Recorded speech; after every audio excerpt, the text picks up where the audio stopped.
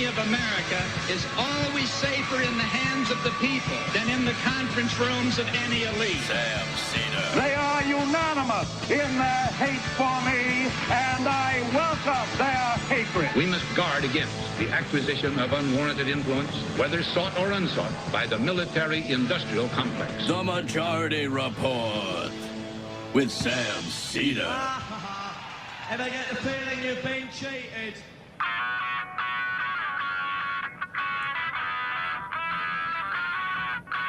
It is Thursday, September 14th, 2023. My name is Emma Vigeland, in for Sam Seder, and this is the 5-time award-winning Majority Report. We are broadcasting live steps from the industrially ravaged Gowanus Canal in the heartland of America, downtown Brooklyn, USA.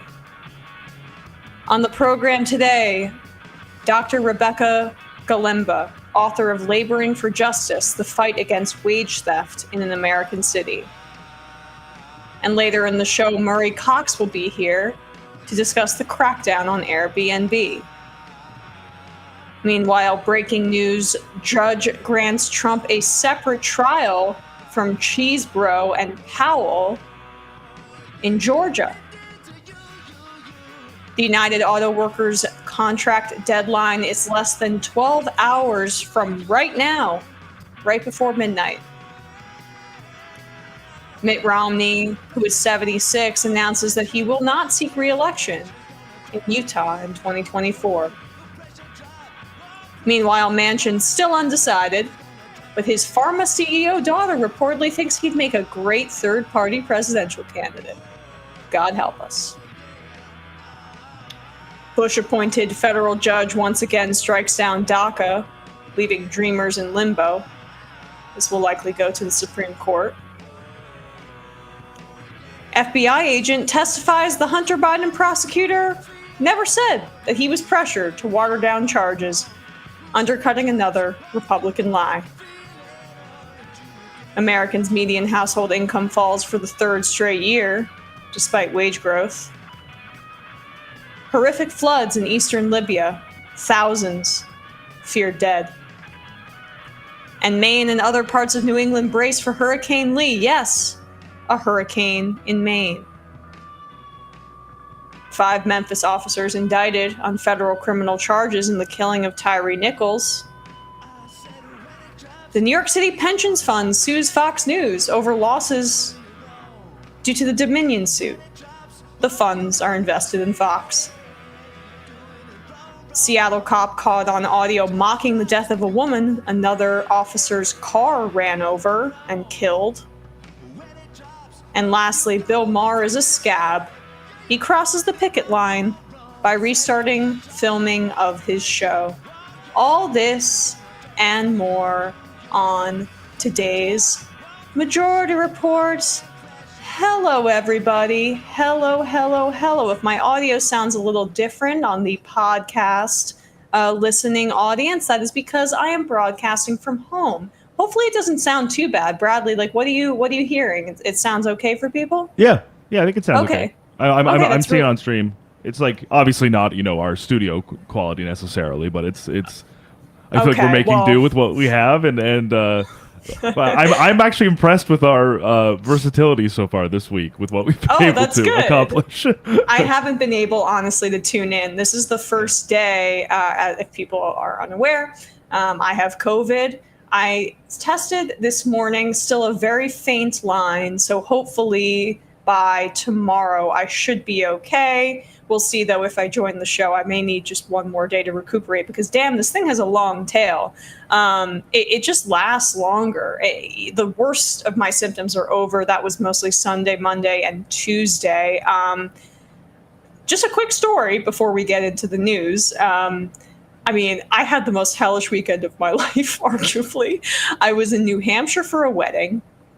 I was feeling a little weird on Friday, and then Saturday, we went to welcome drinks. So at this wedding, I thought maybe I just had a few drinks, whatever. I wasn't feeling a little off. And then the wedding was Saturday, and by like 9 o'clock, I was just telling my boyfriend, like, I got to get home. Like, I am so tired. I don't know what's wrong with me. I'm so tired. Like, I didn't think I drank that much, blah, blah, blah. I pass out when we get home, and I wake up on Sunday, and it's like, okay, I have COVID, I think. And I had my KN95, but I had to take a flight, was staying away from everybody, all that, masked up. But the flight was 5 hours delayed. So I was just sitting in the airport because there was torrential rain in the Northeast. And, then I finally got home at night just in time to see the Giants lose 40-0. So rough Sunday for me, but it can only go up from here. And thankfully wedding season is over for me at this point, but I'm in my late 20s. This is the time, right? That everybody gets married. Bradley, you know that as well. Regardless, we are back, and we'll definitely be doing ESVN today to catch up on all of that, just so you guys are aware. I'm not really sure why, just because not a whole lot happened. Yeah, I guess nothing in the sports world. Kind of a boring week for totally. Sports. Yeah. Yes. Exactly. But we got to give the people something, right? Yeah. I hope people are detecting the sarcasm. R.I.P. Aaron Rodgers and Bradley's Jets. R.I.P. in peace. But we will not subject everybody to that for too long, because today is a big day.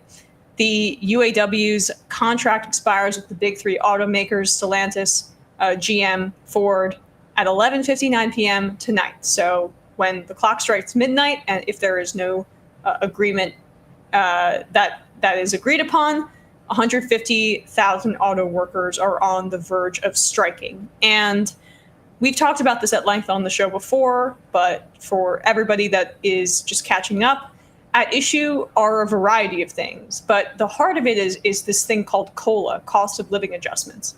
The UAW members have had it in their contract since the 70s. And during the Great Recession, the financial collapse, in order to keep these companies afloat, and I think for a lot of these workers, for them to keep their jobs, they made sacrifices.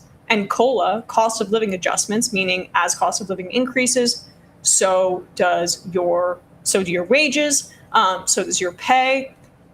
They gave that up during the 2008 crash. And the automakers said, don't worry, we promise we will give it back to you in the next contract. Next contract comes, they don't. Contract after that comes, they don't.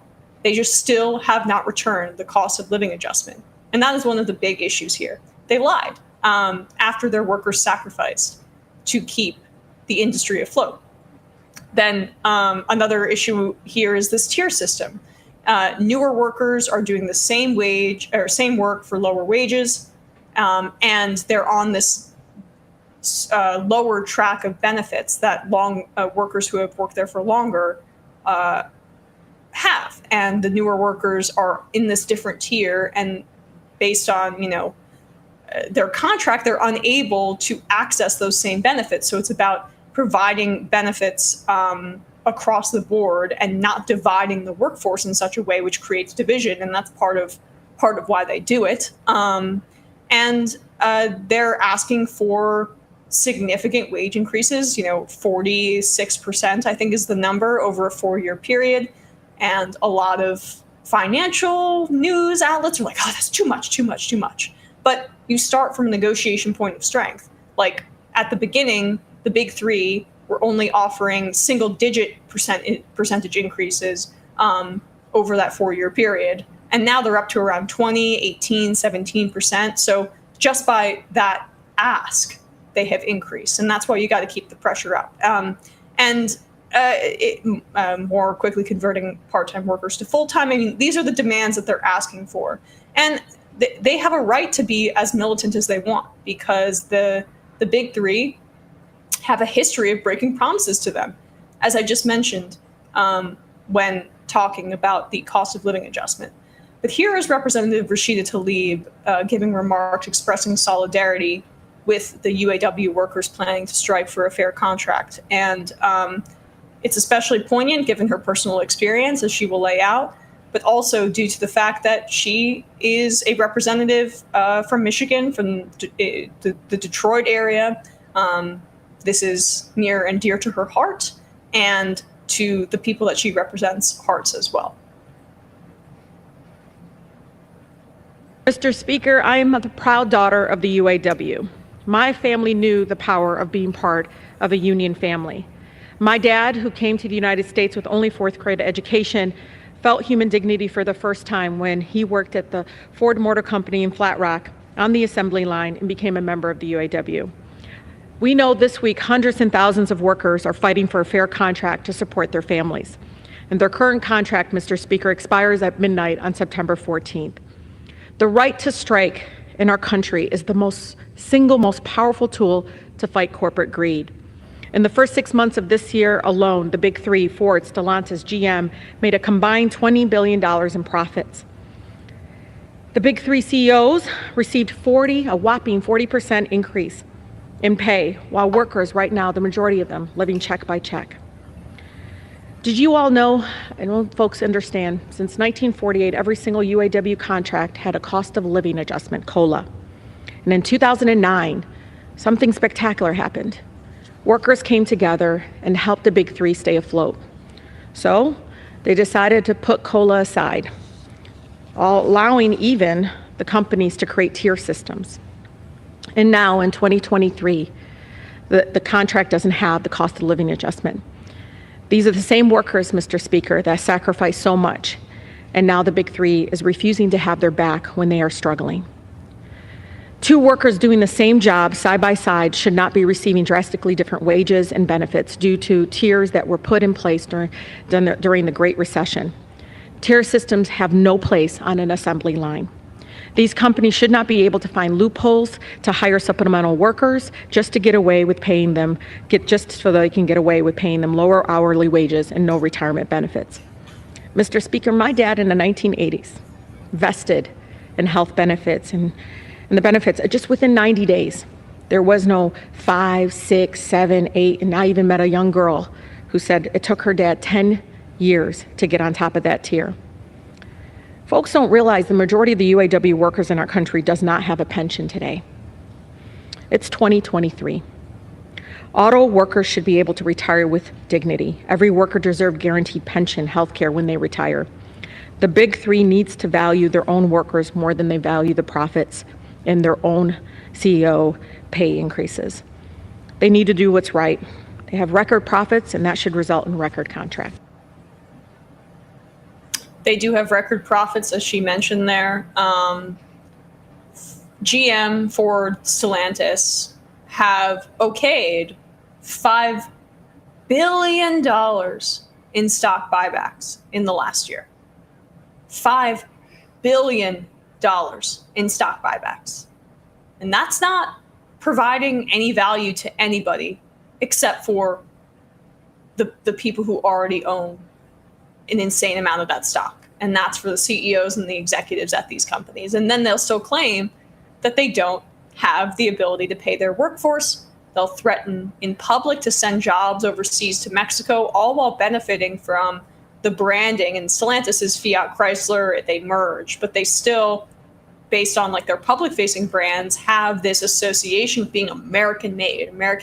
You want to be American made? Deal with American unions.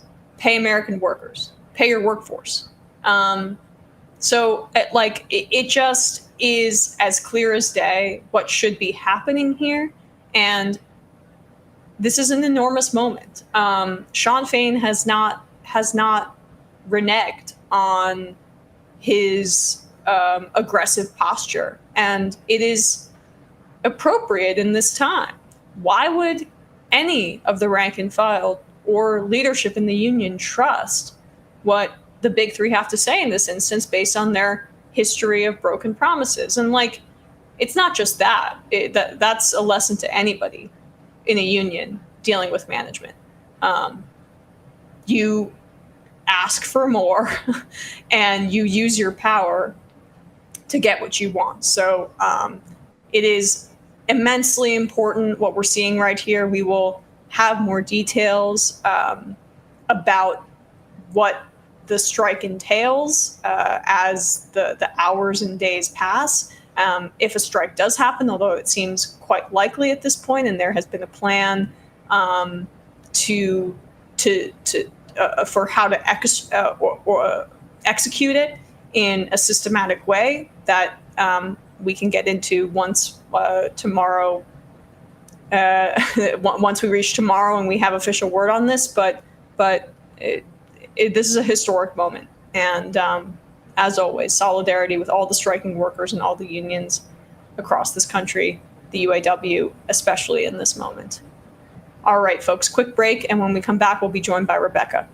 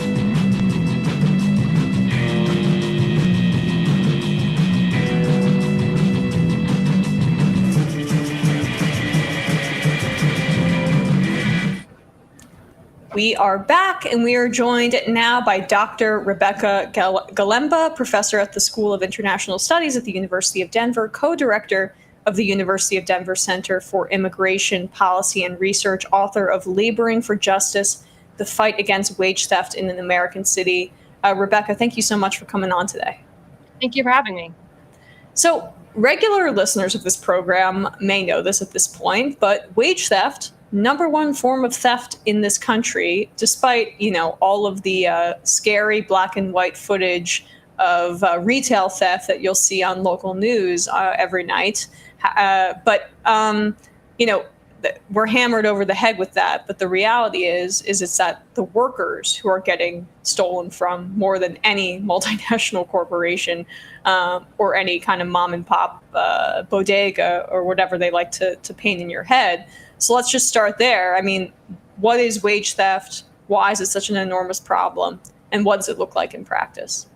Great. Well, thanks again for giving the context to that. And again, organizations like the Economic Policy Institute, they estimate that it may be costing $50 billion a year, which is a lot more than things like property theft and burglary and armed robbery, all put together. It really dwarfs them. And largely it refers to when workers are not getting their legally earned wages and benefits for the work they perform. It can take a lot of forms. One that I often see, especially with some of the most vulnerable workers who are largely immigrant workers, is sometimes they're not paid at all for their work. Many times they're underpaid. But it can take a lot more subtle manifestations as well, such as not getting overtime pay or breaks, or not getting appropriate tips, or misclassifying workers who should be employees as independent contractors. And it's even the estimates we have are probably large undercounts, because a lot of times their workers don't know what's happening to them, or they're too fearful to report it, or just the opportunity cost of coming forward is too high, especially the amount of labor that they often have to expend on top of these unpaid wages, trying to chase them down from the employers that should have paid to begin with. Right. And I mean, you mentioned it briefly there, but it's a part of a system of larger exploitation, and it generally as your book focuses on, is leveled or levied against the victims, tend to be migrants. If you don't mind talking a bit more about that.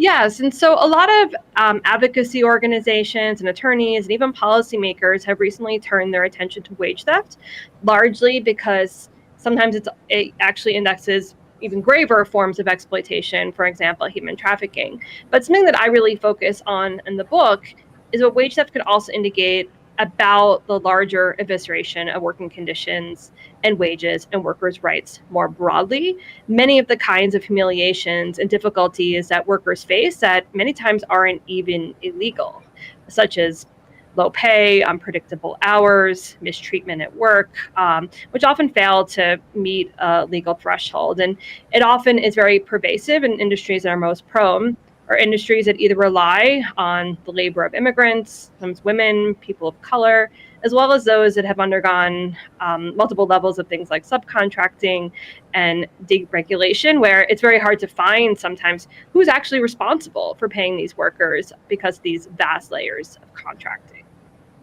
Yeah, can you give a sense of the scale of wage theft? I mean, I know that it's so submerged that it may be difficult for those numbers to accurately reflect it, and they may be undercounts. But what does the data say on how frequent it is and how much actual capital, or wages, money is being stolen? Yes, and so as I mentioned before, the Economic Policy Institute estimates it at possibly $50 billion a year. There's a really interesting project out of New York that actually has developed a wage theft monitor by just going through Department of Labor records, both the federal and state level, where actually consumers can now track businesses that have violated that have labor violations on record. But again, that is just probably a small sliver of the problem, because those are based on those who've actually come forward and agencies have actually investigated their case. Whereas we know from experts like David Weil, who's worked in the Wage and Hour Division, that the probability of a workplace enforcement is less than 1%. And many people, I would argue the majority, never come forward in the first place. And that's by design, right? I mean, in the sense that it's a snowball effect of exploitation. You spoke to a bunch of people in Denver where you focus over 7 years of research on this front. What are some of the obstacles that migrants face, and the fears that they face, undocumented workers, I should say, when their wages are stolen and they attempt to seek recourse? Right. And so as you mentioned, it's by design. And that's something that we found quite frequently. You often sometimes hear justifications that, it was an accident or the laws are complicated. But in most of the cases we documented, there were clear pattern strategies that employers were using to undercut workers of their wages, as well as make them hesitant to come forward to actually reclaim those wages. And to back up, while wage theft is fundamentally a crime of power. It's what I call in the book, and others have called, a structural crime, right? It's not just a matter of evil employers and vulnerable workers, but it's very much enabled by vast and growing differences of power between employers and their workers, under-enforced and under-resourced labor laws, where employers can basically bank on the fact that it's very unlikely not only that people will come forward, but that they'll actually be held accountable, or that it'll cost very much to be held accountable even when they are. But especially for vulnerable workers like migrants, wage and hour tools are actually one of the few tools, especially that the unauthorized actually have to exert their rights.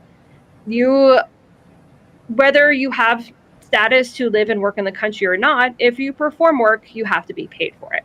And largely that is designed to prevent employers from getting a perverse incentive for exploiting vulnerable workers with unauthorized status.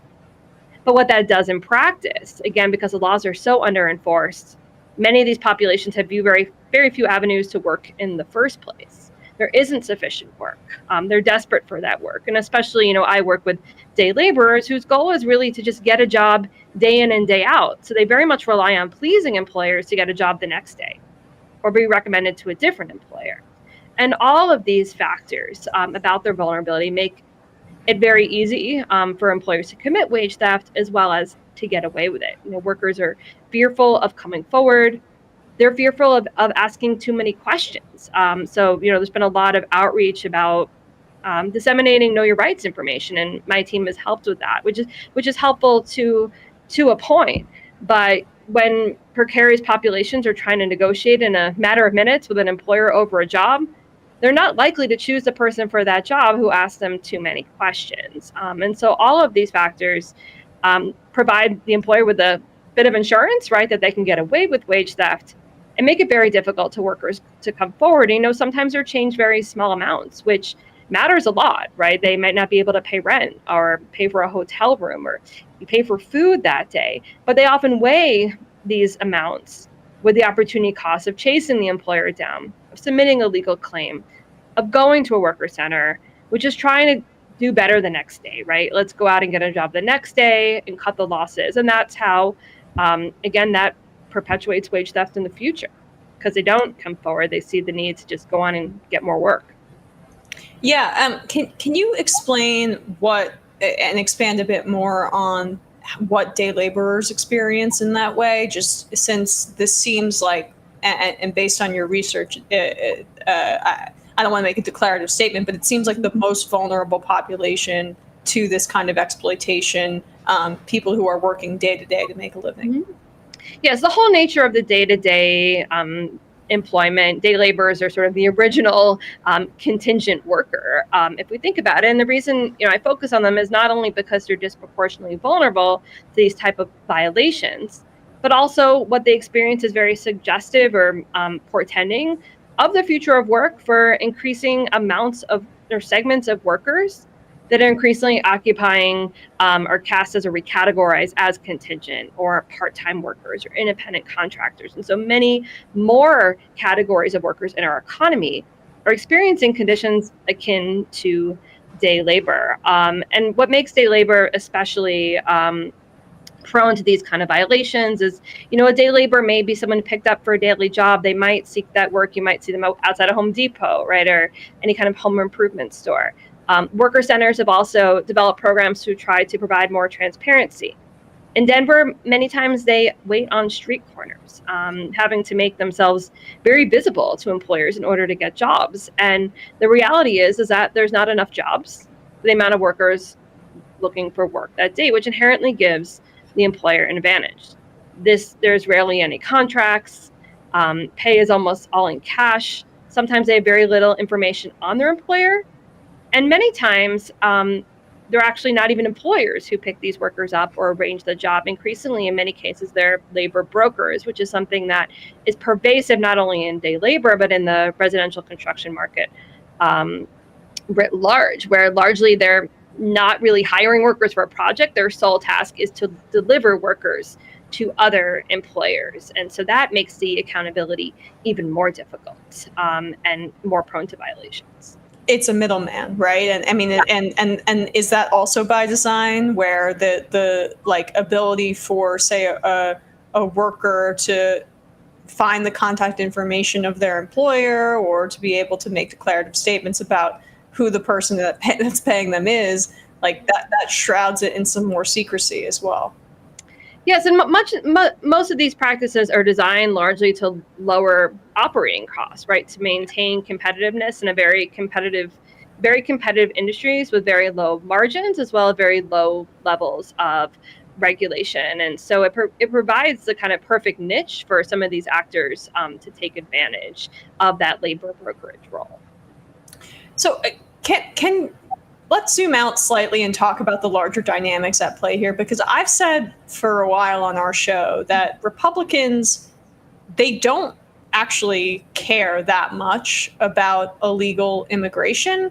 They just want the migrants that are here in an undocumented way to be in a precarious position, as precarious as possible, I should say, because it provides more leverage over a workforce. It's the same reason the Chamber of Commerce is in opposition to student debt cancellation.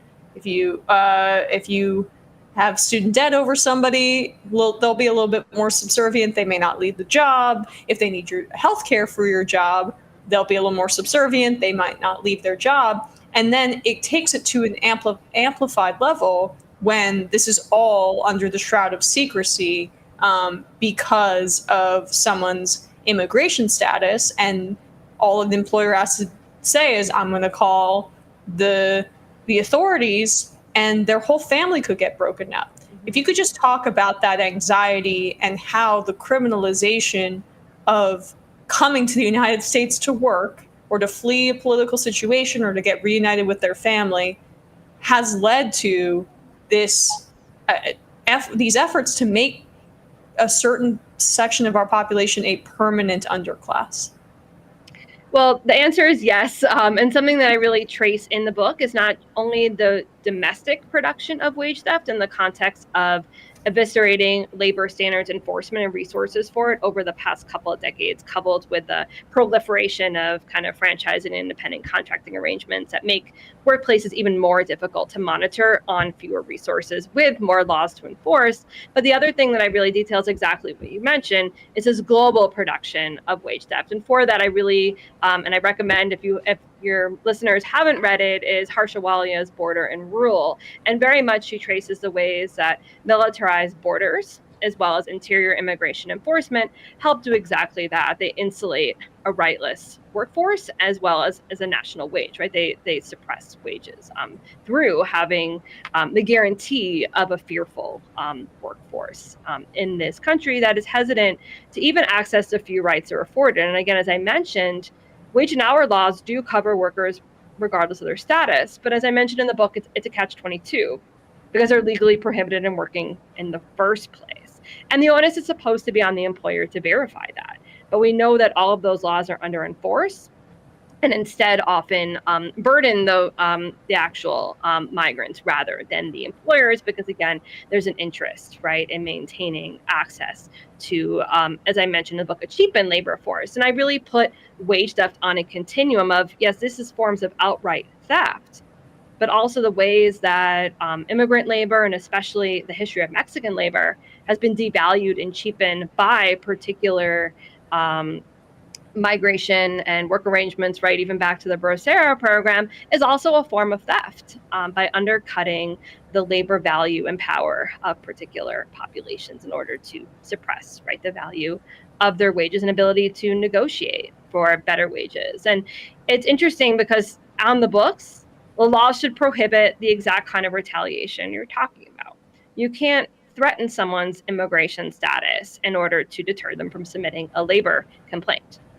That being said, as I show in the book, the resources and sort of unpredictability of enforcement, of immigration enforcement, dwarfs that of the labor rights enforcement system, right? So again, it's providing this extra insurance that despite the fact that employers doing this is totally illegal, there's a very slim chance that they're going to get caught. And you know what, another scholar, Beth Fussell, she calls this exactly what she says, a deportation threat dynamic, right? The very kind of threat of being deported or removed, and the unpredictability of it really makes workers very hesitant to complain or even strive to hold their employers accountable for pretty egregious violations.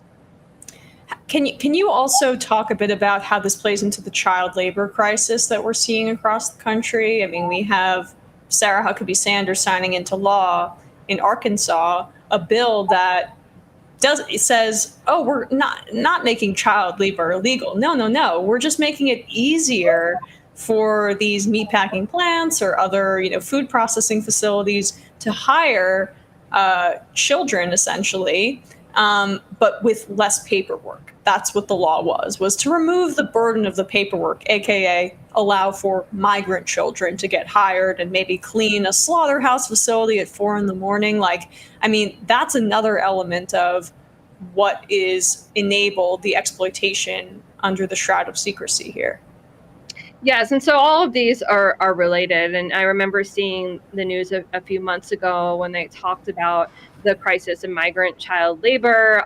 What was interesting is I believe they had started just looking at it in California, and it was actually, I think, a sociologist said, well, no, this is everywhere. And what I would say is this is very much related to the kinds of wage theft, right, we see with adults as well, right? When there is a population with limited access to rights to move to live and work, and our labor rights enforcement is under enforced, right, this creates sort of the perfect storm for these very kinds of exploitation to occur.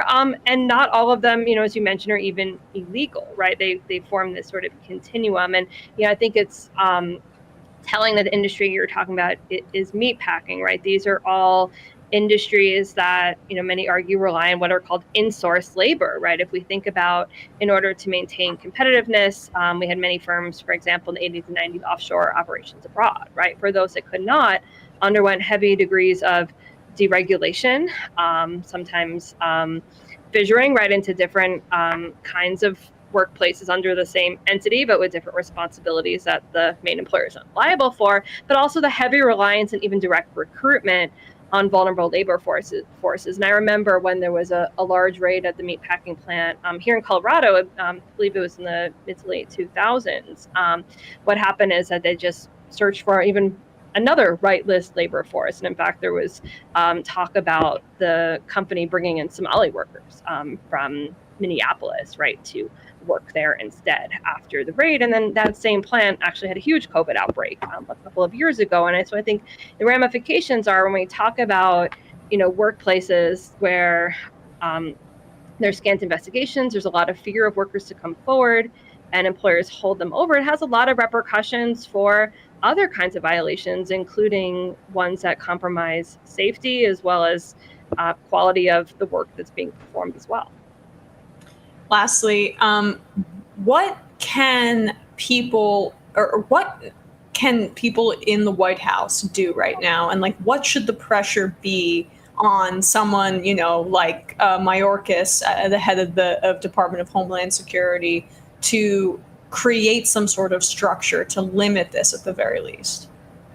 That's a great question. And I think there's multiple tacks. For what we've seen, actually the most progress, and something that I track in my book on labor rights, has been at the local level. We've seen especially the ability of states as well as localities like cities be able to really ramp up their wage enforcement as well as their minimum wage rates, right? If we think about, cities that have raised the minimum wage versus the federal level basically not moving for years. So a lot of that movement has been at the state and local level. But there's many things that we can do, obviously, at the federal government, both in terms of labor rights and in terms of migrant rights. And so, one thing that the Biden administration did, although it's still to be seen how actually accessible this process is and how difficult it is for people to use it, was instituting a form of deferred action for unauthorized immigrants who experience labor violations and some kind of retaliatory threat, which was actually construed quite broadly, which is a great potential policy tool. Accessing it, I think, has been a little bit more difficult, especially as I've seen in the context that I work in. I can't really speak to other states. Another thing that is being proposed and a lot of advocates are calling for is quicker access to work permits for asylum seekers. Right now, asylum seekers have to wait for, after they submit their asylum application, another 6 months, at least, for their work permit to be processed. And so there's been a lot of call to get access people to work permits more quickly, right? So they're not vulnerable to these kinds of threats and vulnerability. But again, those are just two possible things, but there's much that can be done in terms of improving people's access to labor rights as well as permission to be here, especially there's been a lot of calls, for example, to update the registry to actually grant authorization, for example, to people who've been living here unauthorized for a very long time with no means to regularize their status. And again, the ways that would also upgrade their workplace rights. And I think importantly, as I mentioned in the book, is that this isn't just about immigrant workers' rights. It's about all who labor alongside them, right? When a segment of the workforce or people who work in particular industries are hesitant to assert their rights or complain, it depresses the working conditions, the wages, and safety for all who labor alongside them. Well said. Dr. Rebecca Galemba, professor at the University of Denver. The book is called Laboring for Justice, The Fight Against Wage Theft in an American City. We will put a link to that in the description below, wherever you're listening to this or watching this, and at majority.fm. Rebecca, thanks so much for your time today. Really appreciate it. Thank you again. Of course. All right, guys, quick break. And when we come back, we'll be joined by Murray Cox.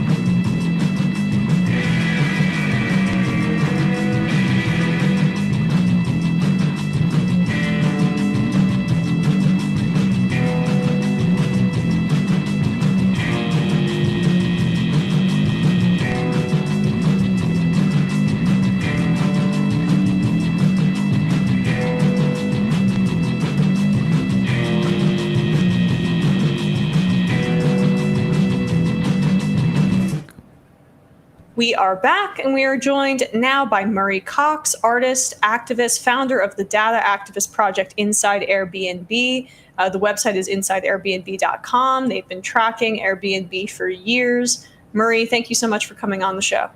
Thanks for having me. So, you've been a longtime antagonist of Airbnb, proudly so, for good reason. Your site's been a bit of a bee in the bonnet for Airbnb for years at this point, so congratulations on that front. What does Inside Airbnb track, and how did you get started? Well, so we track, we collect data from Airbnb's website, and we track the number of listings, the type of listings, whether they're entire homes or private rooms. We also track the ownership, like whether hosts have multiple listings, which is sometimes like a commercial indicator. So we track data on more than 100 cities, and we're adding more.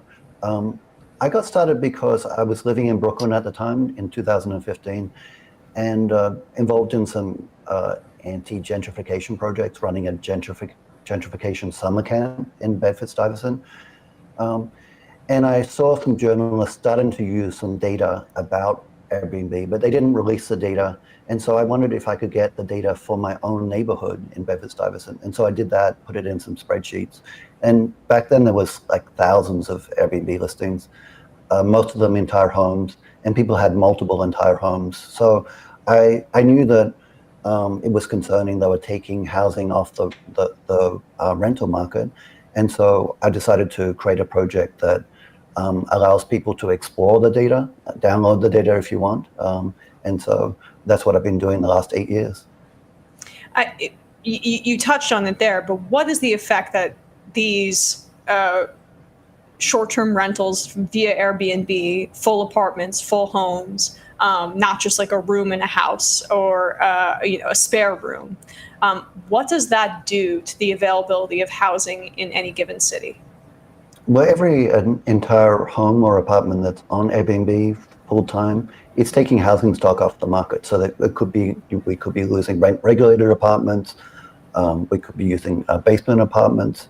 And so the primary impact is just taking housing off the market, which could directly or indirectly displace people, but also just raise the cost of housing for everyone.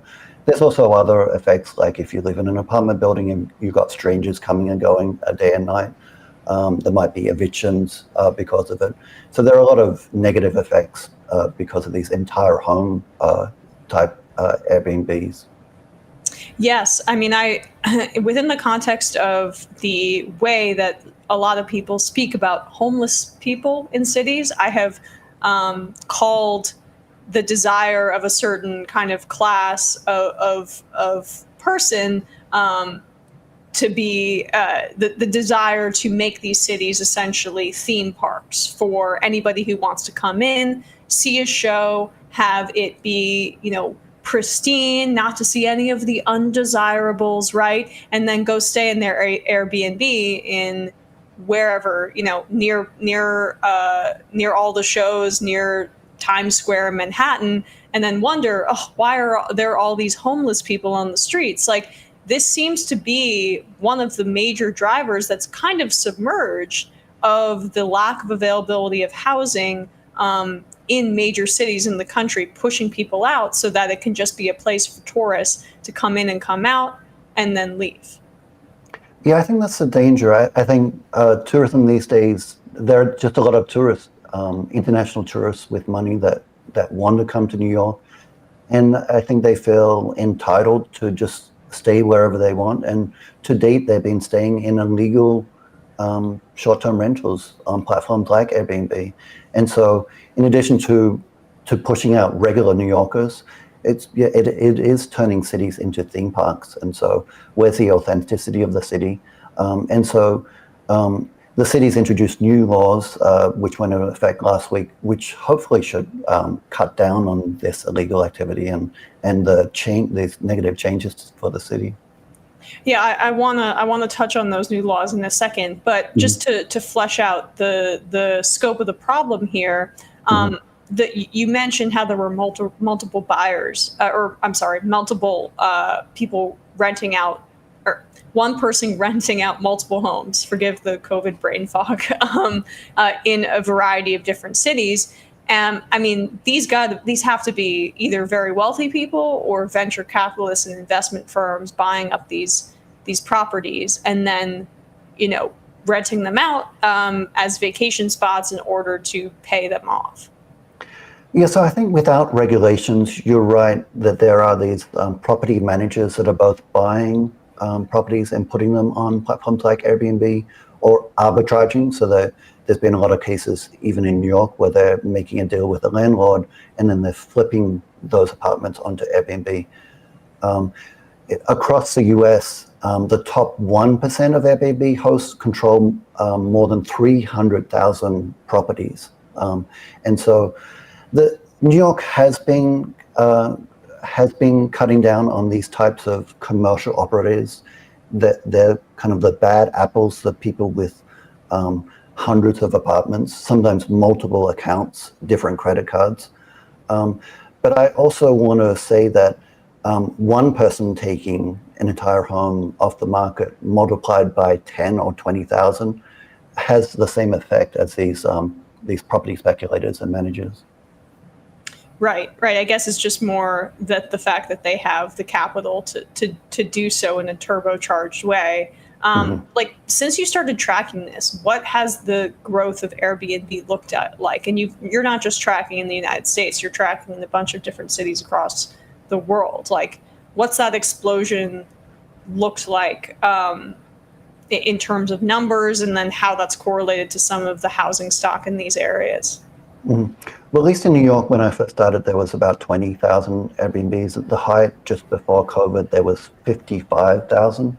And so typically in markets where there's not regulation and Airbnb is just getting started, you'll see that the number of listings double every year. I believe that there's 7 million Airbnb listings throughout the world now. And so, I think they're, although they started in the big cities like San Francisco and New York and Paris and London, I think they're really dispersing everywhere, even upstate New York or small rural towns where there's a demand for tourism. Right. And so then I guess that brings us to the news from last week or 2 weeks ago. Local Law 18 just started getting enforced. What does it do, and what's your assessment of how it addresses the problem? Mm-hmm. Well, so what Local Law 18 does is it requires hosts to register, and then it also has some obligations for platforms that they can only profit from listings that are properly registered. And to register, you need to be the primary resident of the property that you're renting out. You have to be present, so you can't be somewhere else, or you can't be a vacant landlord. And you can only rent to no more than 2 guests at a time. Those restrictions that I mentioned were the law before, but it was just very difficult to enforce. So the new law introduces the registration requirement and this accountability for platforms, so they can't profit from illegal short-term rentals. Have there been other instances in other cities where the crackdowns have begun? Yeah, so we modeled the law in New York City off Santa Monica, and so they introduced their laws, which had similar restrictions, so that you couldn't rent out an entire apartment unless you were present. And they also made the platforms accountable, some data sharing, and so they're being very successful with that law. Already last week, on Enforcement Day, September 5th, the number of short-term rentals on Airbnb dropped 70%. Wow! Yes. So that's immediate. Right. So from about 22,000 short-term rentals down to less than 7,000 just overnight. And over the next few months, we expect those numbers to both go up and down as people register, if they're legally able to register, and then also as the city manages compliance. I mean, are you happy with the way that the law has been written? I mean, where do you think that it could have been improved in order to maintain enforcement, if at all? Well, I think what we're going to see is that, so I am pleased with the law. This dramatic effect overnight was intended to really just cut down on this illegal activity, and which is bad for New York. I think what we'll probably see is that some hosts going underground using their own platforms or alternate platforms, maybe listing sites like Craigslist. And so I think that would be the challenge, to try to capture at a much lower level, but people trying to get around the law. Yes. What in some other cities internationally, what have been some of the limitations that have been implemented based on a lot of, your the data that you have provided as well, right?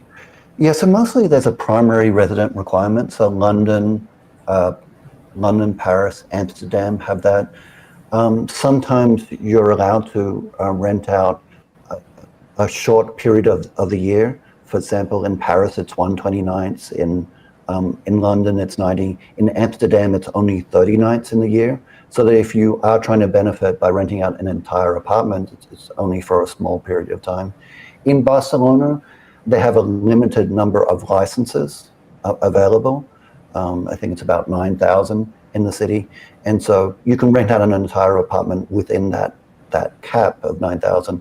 But even that being said, most Barcelona residents think that cap's too high. But you get an example that primary residents are important, so that it is true home sharing. So it's not just these property speculators. And then other restrictions, either a complete ban or some type of limited ability to rent out your own home. What has Airbnb's reaction been to your research? Well, I think that they're being quite irresponsible just by ignoring the issue. They frequently don't provide their own data, and so they're quite antagonistic to anyone that really challenges them, even with data. And so I would say that they're a bad actor. They're not cooperating with the city. They frequently misuse data to try to misrepresent their community. They've sued the city multiple times, as recently as June, until the judge dismissed those lawsuits. And so, although they're being forced to cooperate, usually they're not they're not happy about these types of laws, and they're constantly lobbying against them. It feels very reminiscent of Uber, where they attempt to circumvent like local ordinances around a good that has been well established and has licensing practices like cabs, like rides and drivers. There was the whole medallion thing that Uber was able to get around by saying they're a tech company. And in this instance, it has to do with housing, but we're a tech company, right? Yeah, exactly. So Airbnb is not really in the hospitality business. They're in the tech business. And they're not really disrupting the hotel industry. They are from a competitive point of view, but they're disrupting the housing market. And so whereas with Uber, what was the damage that they were causing? You could argue that they were causing this competitive damage to the taxi industry. And cab drivers have much less money than, say, a corporate hotel lobby, right? So that's more acute for them. Yeah. Right, and so it's unfortunate that it's taken this long to really protect housing. So, the idea that this was the sharing economy and people were renting out spare rooms, that's really never been the case. And so, this is the opportunity for the city to get back control. Airbnb hasn't really even apologized for their attitude of breaking things and asking for permission later. Yeah, that is the hallmark of the tech industry. Well, Murray Cox, how can people support your work and your continued efforts in a variety of cities across the country to crack down on this? Well, you can go to my website, InsideAirbnb.com. You can make a donation. You can become a collaborator. If you're in a community that's struggling with the impact of short-term rentals, we can help you with either data. I think if you live in New York City, you should be supportive of the city council's efforts to continue to regulate. And so there are some of the ways. Oh, and then one last thing, I think, when you're traveling, you should think about where you're staying and what impact it could be having on the community. So I don't use Airbnb. I use other more sustainable options, or better options that are better actors in the community. And so I think that's also something else to think about, how you're traveling. Well, Murray, thanks so much for your time today. We'll put a link to your site in the description wherever you're listening to or watching this, and at majority.fm. Thanks so much for your time today. Really appreciate it. Thanks, Emma. Get well soon. Thank you. All right, guys. With that, we're going to wrap up the first hour of this program, the free part of this program, and head into the fun half. If you want to get access to that fun half, you should go to jointhemajority.report.com. Support us. Help us out. You like our work. It would be very kind of you. So I'm probably dipping out. I'm about up against my talking limit with my throat situation with COVID. So I will be back though for ESVN at 4 p.m. today. We have to do our locks. I mean, I can't miss that. Bradley went 3-0 and I went 0-3. I forgot to say how horrible my. Did I really go 3-0? Oh yes, you did. My Panthers pick covered? Oh, wait, maybe I didn't think you picked the Panthers. You picked the Packers, and they won.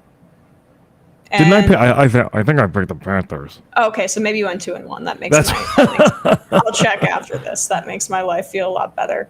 But we'll be back at 4 p.m. YouTube.com/ESVN show. We'll definitely be talking about Aaron Rodgers as much as I can muster, and we'll be back on our normal schedule for ESVN on Monday. For Left Reckoning, what are Matt and David up to, Bradley? Yeah, I was looking at it yesterday. Matt was fortunately able to rejoin the program on Tuesday. But I think per some YouTube chat testimonies, he was struggling through the latter half. I guess he wanted as you know, as we're doing today, he still wanted to get the fix in for Left Reckoning. But they did a little just talk about, generally. I think we played this clip on Tuesday or Wednesday, Emma, of that Australian oh my God, hospitality guy basically saying that we need to curb the arrogance in the labor market, that type of thing. So I think they did a little deep dive on that guy, Gerner of Gerner Hospitality Group, or the Gerner Company or whatever it's called, and how the rich really just try to make life worse for everybody else. Then they were joined by Mexico-based journalist Kurt Hackbarth to talk about President Obrador, his potential successor, and talk about some of the lies that the New York Times tell about Mexico. So youtube.com/leftreckoning for more, and patreon.com/leftreckoning to access the post game. And Binder and Brandon and Bradley will be with you. That's the 3 Bs for the fun half. I'll read some IMs while I have you, just because Binder may not read these since they came before the fun half. Kowalski, even in places like small town Nebraska, our little communities are seeing housing prices go up as rentals are being turned into seasonal Airbnbs for the seasonal hunting and water reservoir tourism crowd. Ugh, that is not shocking. Lou Olden, Lou Oldang, I have no idea what this is. In retrospect, your attempt at using COVID to coup the Majority Report may have not been your best strategy. I know the bioweapon, I did not have that down. Left or bereft. Anyway, that was a fantastic interview. Thanks for working through the illness, Emma. Thank you. Matt Lekdorfos, great interview with Rebecca today, Emma. MR's coverage of labor is the chief reason why I watch this show. Hope you're all well soon. I think we're close. Do we have Binder? Yeah. 1 second. Just gonna bring him in. No problem. Because realizing that I forgot that Brandon just told me actually he's out of town with his mother this week, so he will not be able to make it. So, but Binder is here, so I'm gonna bring him in. Okay. 1 moment. Here he is. Hey, Binder. I'm going to bring him in on our 1 second. Give me a second. Yes, I'm reading some IMs in the meantime. Tom Lofink, happy EmMajority Report Day. Glad you're on the mend, Emma. A little reminder to the libertarians that NASA, a U.S. government agency, reached the moon in 1969 without making any profit. Also, regarding the very normal discourse around Olivia Rodrigo, is she allowed in Tim Pool's imaginary Bugatti? If we're not going to address that most fundamental of questions, then we're wasting our time. I mean, I don't understand. That was one of the Tim Pool ladies that had that commentary about her, as if Avril Lavigne was in any way not cringy at the time. I mean, I had that whole album, and I knew it at age 9 or whatever when she was coming out. But we have Binder here. Hello, Binder. Hello, how are you, Emma? I'm doing okay. I'm losing a tiny bit of steam, so thank you for being so kind as to take over. Oh, no problem. I'm just, as you can see, here alone with Bradley in the Majority Report studio, the only person here this Thursday. Yeah, I mean, there he is. Well, that was not intentional. But your panels have always been very convincing. Yeah, thank you. I appreciate it. Yes, that's a green screen for people that don't know. Yeah, I don't think people do realize, because there'll be times where people send me messages and emails about something that happened on the show, and they're clearly confusing me with Matt Leck, and I've got to assume this has something to do with it. There was a high profile mistake of Matt Binder and Matt Leck recently. Was it high profile? Sorry, that might be a little bit of I might be giving him too much credit. Right. 100%. Well, it definitely caused an issue. Let's put it that way. What is happening on Doomed, Scam Economy, and Leftist Mafia? Sure. So Leftist Mafia tonight, there'll be an interesting show tonight because some hosts can't make it tonight. So I have procured some great guests to come on, like Dan from the Web and Ravana. So it should be a great show for people who are familiar with them, both great live streamers. Yeah? Yep. Dan is a good friend. Yep. And Scam Economy, new episodes will be coming out soon on Scam Economy. I've noticed it's been quiet there for a little bit. I'm working on some things, still going to maintain the crypto stuff, but sort of also wanted to, extend a little bit further out too, being that, crypto is not so much in the mainstream as it was when the show was at its full potential last year. But on Doom this week, I had a listener of the show come on as a guest to tell me the history about basically what's been going on in Pakistan with the ethnic Baloch people in the Balochistan region. There's an area in Pakistan where they are the ethnic Baloch people are basically being oppressed activists there are being disappeared. There was a big case where a Baloch activist basically had to find asylum in Canada, and they followed her there, apparently, allegedly, and she was found dead in Canada. So it's not my usual forte. The listener was able to educate me on the whole thing. It's a very interesting episode, though. Check it out, youtube.com/Matt Binder and doomedcast.com for the podcast version of the show. Very nice. Binder, you're okay handling this? I got it, yeah. You got it? All right. I knew it. I knew I could count on you. All right, guys. I will see you maybe tomorrow. We'll see how I'm feeling. It is Casual Friday after all, so I'm not feeling a ton of pressure, but we shall see. Tune in, watch me cough. Yeah. How are you feeling, by the way? Like, are you like you just got COVID and you can't be in the studio, or you got COVID and you're feeling like sick? Well, I was pretty bad Sunday, Monday, Tuesday, Wednesday. Yesterday was better. Today's better. But the thing is like, I was just texting with Sam about this last night. This thing just has a long tail. Like I start to feel like I'm feeling much better. And then like I went to take a walk with my mask on, and I was like, oh my God, this is so hard. It's like I'm working through it, but yeah, I'm feeling much better. It's like the worst part was the really scratchy throat, and that's kind of subsided now. It's mostly achy and coughing and all that. Well, that's stuff. good. That's good. I'm happy that you're feeling better. I just want to say that about 2 weeks ago, Matt Leck wasn't on the Thursday show, and I had said, "Uh-oh, COVID," and you were like, "No, he took a test," and I was like, "Yeah, I don't know." Yeah, and that's exactly what it was. So yeah, he was like, I'm feeling kind of tired, and then there we go. But yeah, it's going around, people. It's at high levels in New York City right now. Stay safe out there, maybe mask up. And what's so funny too is before I let you go, I knew I had this wedding, which was all outside, thank God. So hopefully I didn't get everybody sick when I didn't know I even had it. But I was masking on the subways. Like I was trying to I don't want to get sick for this wedding. My boyfriend was in the wedding party. It was a big deal. And then I just get it at work when I most likely. I mean, that's what we're thinking. So anyway, long story short, I am alive. I will be fine. And Matt Binder, here you go. 646-257-3920. See you in the fun half.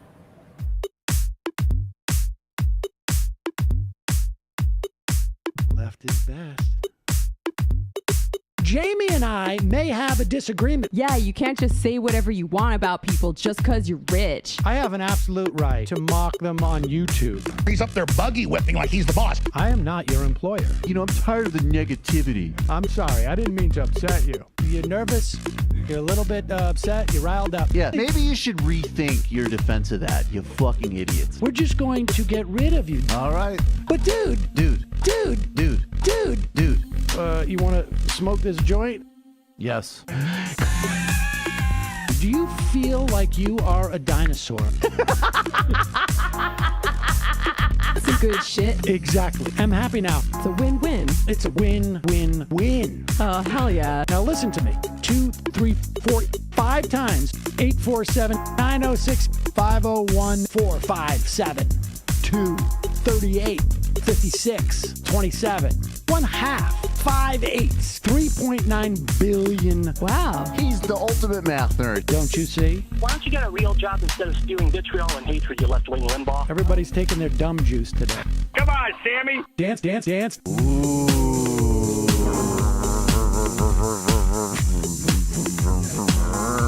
Rand Paul. I had my first post-coital scene with a woman. I'm hoping to add more moves to my repertoire. All I have is the dip and the swirl. Fine, we can double dip. Yes, this is a perfect moment. No. Wait, what? You make under $1 million a year. You're scum. You're nothing. Excuse me? Fuck you, you fucking liberal elite. I think you belong in jail. Thank you for saying that, Sam. You're a horrible, despicable person. All right, gonna take a quick break. I want to take a moment to talk to some of the libertarians out there. Take whatever vehicle you want to drive to the library. What you're talking about is jibber jabber. Classic. I'm feeling more chill already. Good. Donald Trump can kiss all of our asses. Hey, Sam. Hey, Andy. You guys ready to do some evil? Hitler was such an idiot. That guy might be a Nazi. Agree. No. Death to America. You. Yes. Wow. Wow, that's weird. No way. Unbelievable. This guy's got a really good hook. Throw our hands up. Ooh. Wow. But Sam, I gotta get off. No worries. Let's. I want to just flesh this out a little bit. I mean, look, it's a free speech issue. If you don't like me, Hey, shut up. Thank you for calling into the Majority Report. Sam will be with you shortly.